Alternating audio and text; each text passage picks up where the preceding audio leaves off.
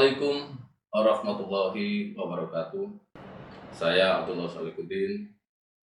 Kali ini saya akan membahas tentang penilaian etika dan moral dalam tata kelola pemerintahan. Etika dan moral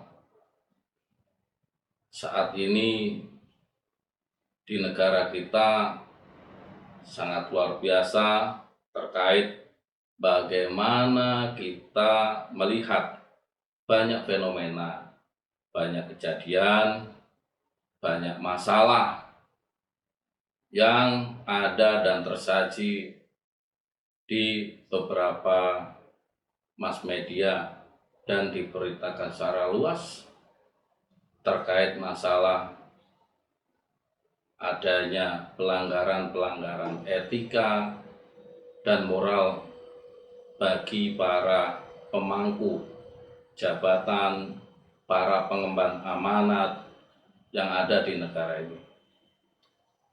Kita belum lama disajikan beberapa berita terkait baik kejadian di BUMN maupun di penyelenggara pemerintahan. Banyak kasus-kasus yang terungkap oleh aparat penegak hukum, terutama terkait dengan area masalah korupsi. Bicara etika dan moral, kita harus paham hal ini sangat melekat dan dipahami oleh tiap-tiap aparatur negara, supaya hal-hal yang ada di dalam tata kelola pemerintahan berjalan baik, benar, dan sesuai dengan harapan masyarakat luas. Sebagai pelayan publik, sebagai pengemban amanah yang diharapkan oleh masyarakat luas dengan berjalan dengan sangat baik sesuai harapan. Bicara etika dan moral, tak terlepas dari kata-kata apa sih yang melatar belakangi terkait etika tersebut dan moral. Berasal dari etimologis. Kata etika berasal dari bahasa Yunani, yaitu ethos dan etikos. Ethos yang berarti sifat, watak, adat, kebiasaan, dan tempat yang baik. Etikos berarti susila, keadaban, atau kelakuan dan perbuatan yang baik. Kata etika dibedakan dengan kata etik dan etiket. Kata etik berarti kumpulan asas atau nilai yang berkenaan dengan akhlak atau nilai mengenai benar dan salah yang dianut oleh suatu golongan atau masyarakat. Adapun kata etiket sendiri berarti tata cara atau adat, sopan santun, dan lain sebagainya dalam masyarakat beradab dan dalam pemeliharaan hubungan baik sesama manusia. Penilaian tentang etika dan moral dalam tata kelola pemerintahan tidak terlepas dari berbagai aspek pelayanan publik yang ada dan pada dasarnya menyangkut aspek kehidupan yang sangat luas.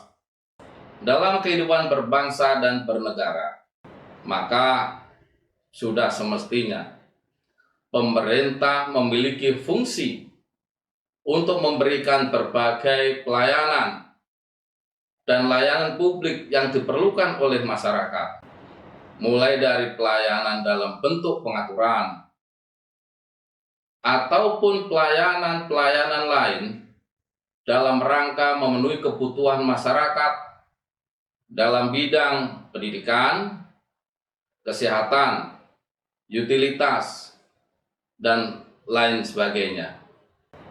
Berbagai gerakan reformasi publik yang dialami oleh negara-negara maju pada awal tahun 1990-an. Banyak diilhami oleh tekanan masyarakat akan perlunya peningkatan kualitas pelayanan publik yang diberikan oleh pemerintah. Peningkatan kualitas pelayanan publik mutlak diperlukan mengingat kondisi sosial masyarakat yang semakin baik, sehingga mampu untuk merespon setiap penyimpangan dalam pelayanan publik melalui gerakan maupun tuntutan dalam media cetak dan elektronik. Apalagi dengan adanya persaingan, terutama pelayanan publik yang disediakan oleh pihak swasta, membuat sedikit saja pelanggan merasakan ketidakpuasan, maka akan segera beralih pada penyedia pelayanan publik yang lain. Hal ini tentu membuat penyedia pelayanan publik swasta terus dan harus berlomba-lomba memberikan pelayanan publik yang terbaik. Hal ini yang mesti dan seharusnya ditiru oleh penyedia pelayanan publik pemerintah, sehingga masyarakat merasa puas menikmati pelayanan publik tersebut. Masyarakat di era sekarang ini sudah sangat peka terhadap pelayanan publik yang dilakukan oleh aparat pemerintah yang diberikan kepada masyarakat luas. Di era digital saat ini sangat mudah untuk mengakses berbagai informasi terkait baik dan buruknya pelayanan dan tata kelola pemerintahan yang dirasakan oleh masyarakat. Setiap pelayanan yang baik tentu akan langsung diberikan penilaian baik. Begitu pula apabila terjadi pelayanan publik yang tidak baik dan atau kurang baik, maka dengan sendirinya langsung diberikan penilaian buruk oleh masyarakat. Hal tersebut dengan masih adanya demonstrasi terkait hasil penyelenggaraan pemerintahan, dengan terbitnya undang-undang yang dirasakan oleh sebagian masyarakat yang tidak memenuhi atau tidak mengakomodir kepentingan sebagian masyarakat tersebut. Kurangnya dialog dan sosialisasi dalam pengambilan keputusan oleh pemerintah sering kali membuat masyarakat merasa resah dan tidak puas serta tidak setuju. Hal ini tentu disebabkan kurangnya kepekaan oleh pihak aparatur negara yang didasari oleh kurangnya etika dan moral dalam tata kelola pemerintahan. Kita harus mulai melakukan pendekatan nilai-nilai etika dan moral dalam tata kelola pemerintahan.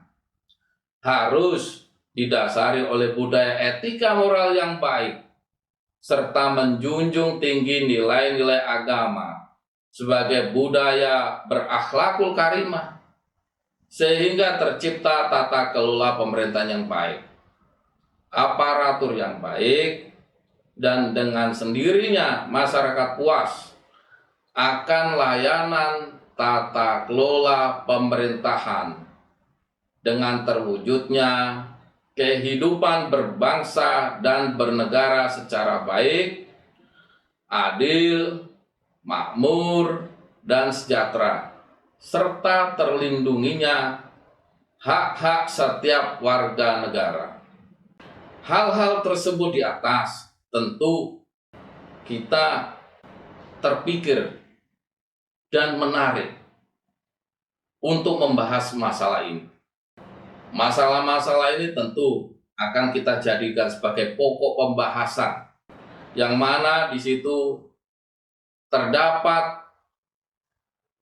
nilai-nilai apa saja yang perlu dikembangkan dalam membentuk nilai etika dalam tata kelola pemerintahan. Berikutnya tentu kita akan mencoba mengapa etika dan moral dianggap penting dalam penyelenggaraan pemerintahan. Kita juga akan bicara bagaimana etika dan moral dapat mewujudkan akuntabilitas tata kelola pemerintahan. Hal-hal ini tentu menjadi sebuah tujuan agar kita dapat mengetahui peran etika dan moral dalam tata kelola pemerintahan. Kemudian mengetahui pentingnya etika dan moral dalam penyelenggaraan pemerintahan. Dan juga kita akan mengetahui etika dan moral dalam mewujudkan akuntabilitas tata kelola pemerintahan. Ini yang sangat perlu, sangat penting yang harus kita ketahui.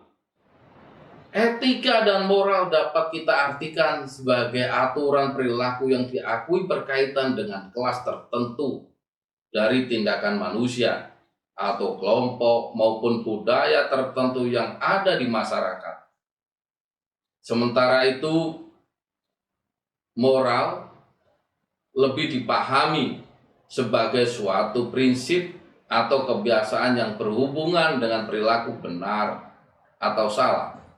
Prinsip ini terdapat di dalam diri pribadi manusia, sehingga setiap orang bisa memiliki penilaian moral yang berbeda-beda, bermacam-macam sudut pandang. Etika sering disamakan artinya dengan moral, akan tetapi pada dasarnya etika berbeda secara perspektif dan esensinya menurut pengertiannya. Menurut Nugroho 2000 menyatakan bahwa moral adalah ajaran tentang perilaku yang baik dan buruk, sedangkan etika adalah cabang filsafat yang secara teoritik menyoroti, menganalisis, dan mengevaluasi ajaran-ajaran tersebut tanpa mengajukan sendiri suatu ajaran tentang mana perilaku yang baik dan mana perilaku yang buruk. Selain itu juga dijelaskan menurut Magnus Suseno dalam Sumaryadi 2010 menyatakan etika dibedakan dari ajaran moral. Ajaran moral sifatnya operasional, artinya langsung mengajarkan orang bagaimana harus hidup baik. Ajaran moral adalah rumusan sistematik terhadap anggapan apa yang bernilai dan serta kewajiban-kewajiban yang harus dilakukan manusia. Sedangkan etika merupakan ilmu tentang norma-norma, nilai-nilai, dan ajaran-ajaran moral. Dengan kata lain, etika adalah ilmu yang kritis. Etika menyediakan sarana rasional untuk mempertanyakan keabsahan, norma-norma moral, dan merumuskan syarat-syarat keabsahannya. Etika adalah ajaran yang berbicara tentang baik dan buruk yang menjadi ukurannya adalah akal, karena etika merupakan bagian dari filsafat. Sementara moral adalah segala tingkah laku manusia yang mencakup sifat baik dan buruk dari tingkah laku tersebut. Akhlak adalah ajaran yang berbicara tentang baik dan buruk yang ukurannya adalah wahyu. Sebagaimana kita ketahui, tercantum di dalam beberapa ayat yang mengenai moral dan etika, seperti pada surah Al-Ahzab ayat 21, yang artinya, sungguh telah ada bagi kalian semua di dalam pribadi Rasulullah suri tauladan yang bagus, dalam segala hal termasuk dalam hal kepemimpinan. Uraian hal ini ada di dalam tafsir Al-Basit juz 18 halaman 199 karya Abil Hasan Ali bin Ahmad bin Muhammad Al-Wahidi. Kemudian ada di dalam surah Al-A'raf ayat 29 yang artinya, katakanlah wahai Muhammad, telah memerintahkan Tuhanku dengan adil. Ulasan dalam tafsir At-Tahrir jilid 8 halaman 68 karya Ibni Ashur, bahwa Allah memerintahkan kepada Nabi untuk berbuat adil dalam setiap hal. Adapun hadis Nabi yang diriwayatkan oleh Ibnu Majah tentang akhlak adalah bunyinya sebagai berikut. Sesungguhnya tiap agama ada khuluq yang artinya budi pekerti atau akhlak atau moral. Budi pekerti dalam Islam adalah sifat malu.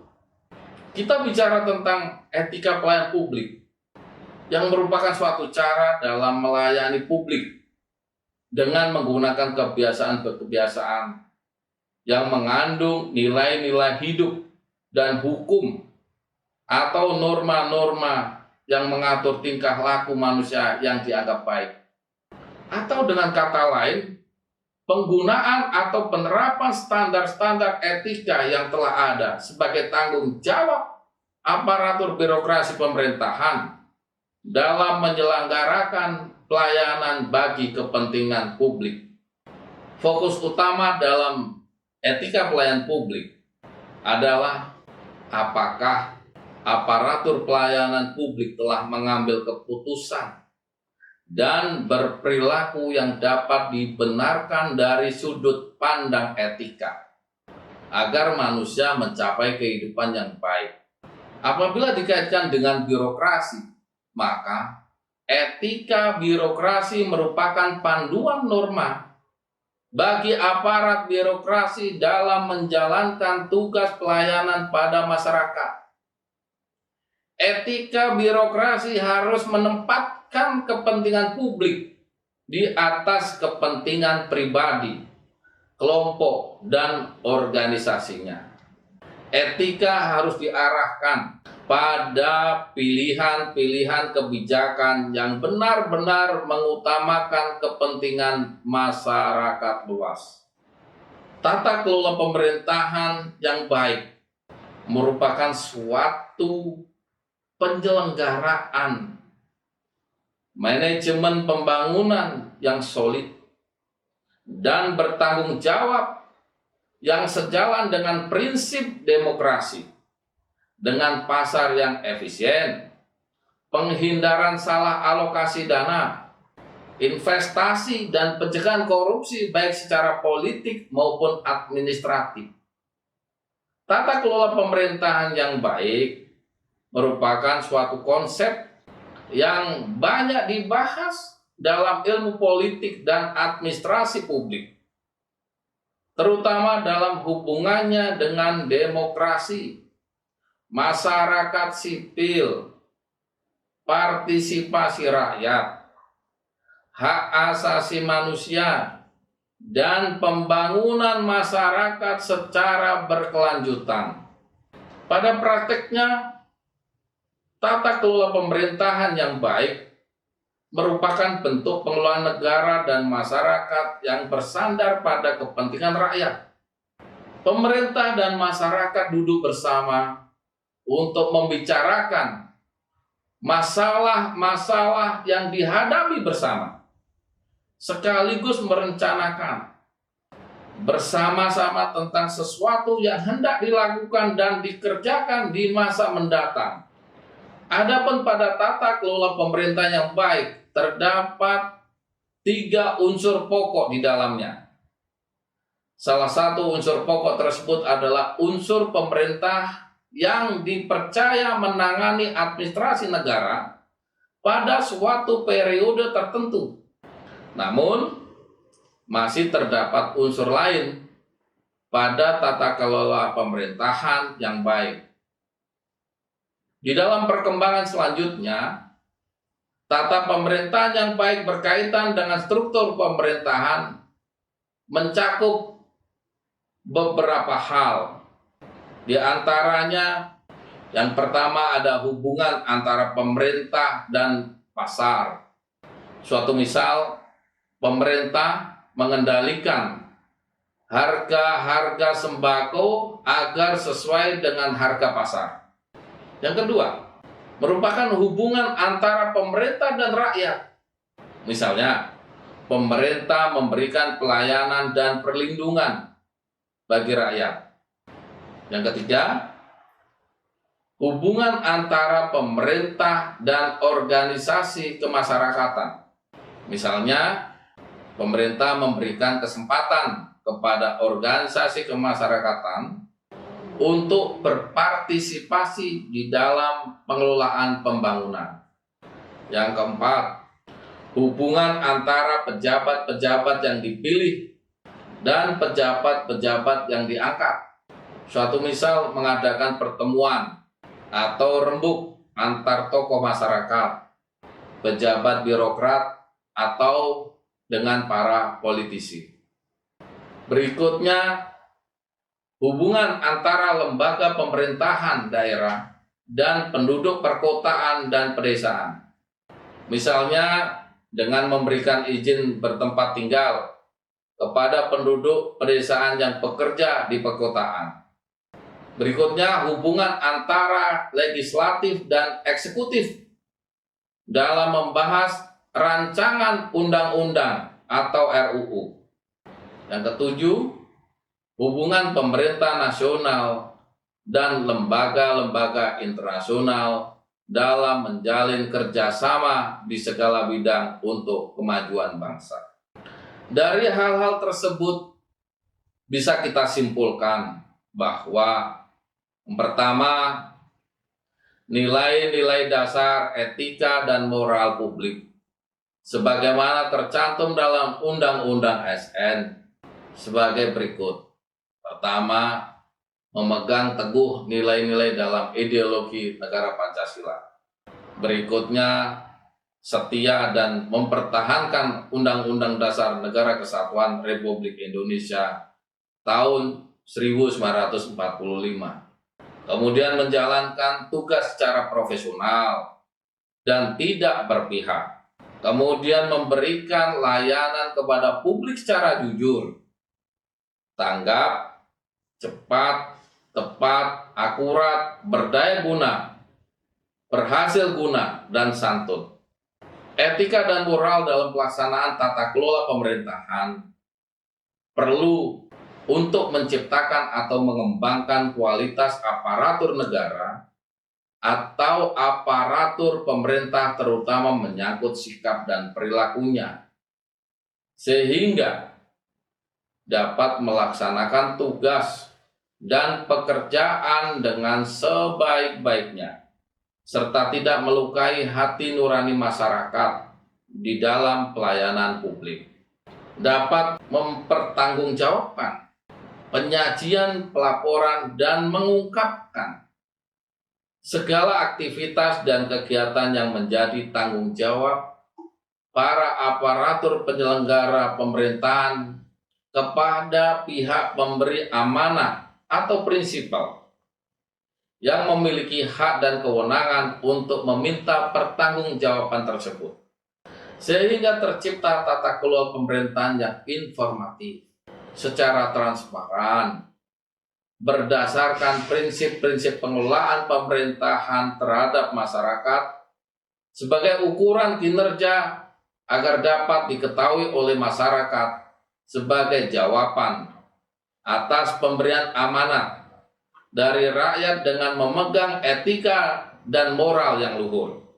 Dengan demikian, mencangkup semua hal tersebut, kita bisa melakukan pembinaan mental untuk menumbuh kembangkan budaya beretika yang dapat mewujudkan aparatur penyelenggara tata kelola pemerintah yang berakhlakul karimah, berakhlak yang baik sesuai dengan norma-norma agama tentunya. Kemudian kita lakukan monitoring dan evaluasi dalam pelaksanaan tiap tahapan dalam berbagai aspek pelayanan publik oleh para penyelenggara pemerintahan, supaya tercipta budaya disiplin dan bertanggung jawab dalam mengemban amanah yang diberikan dengan berdasarkan etika dan moral yang baik, serta berlandaskan pribadi yang akhlakul karimah, dan juga diberikan reward dan punishment sebagai bagian penilaian serta motivasi kinerja pelayanan publik di dalam pelaksanaan tata kelola pemerintahan.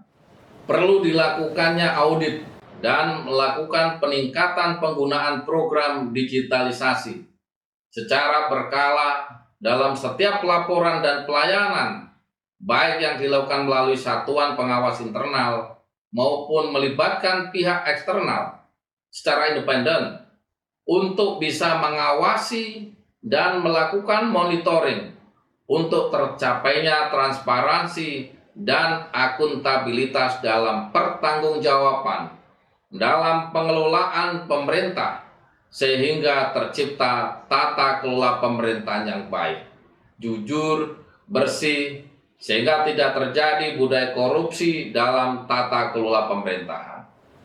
Demikian yang bisa saya sampaikan pada kesempatan kali ini terkait penilaian etika dan moral dalam tata kelola pemerintahan. Semoga bermanfaat. Akhirul kalam. Wassalamualaikum warahmatullahi wabarakatuh.